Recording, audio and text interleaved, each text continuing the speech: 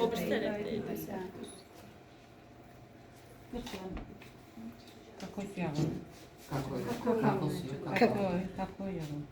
Değişik şekilde de bakabilirsiniz. Kakao yağı. Kıvamı bu da eriyip.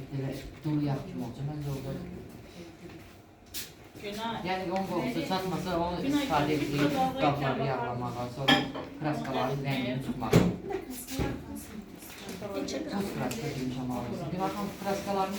Orada var. Paçkadan. Kraskalarımız var. İçindeki koysun ermeye. Ben İçindeki koysun. 2 dakika, o tezler gelmiş. 2 dakika, 3 dakika.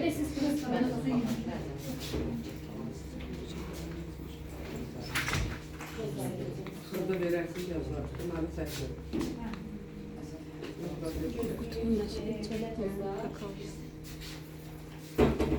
Fark kime tanıştın? Ben de benim bir tane.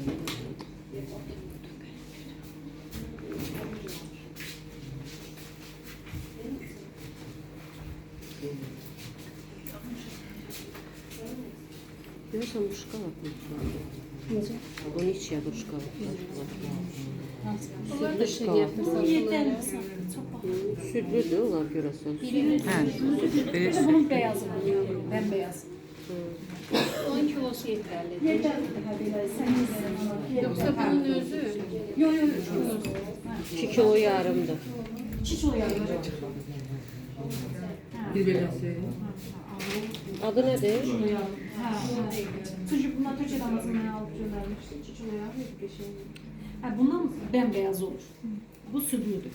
Biraz sarı. O tam aynı. Böyle kapının içinde. Bu Türkiye'nin değil. Bunlar Türkçün olmalıdır.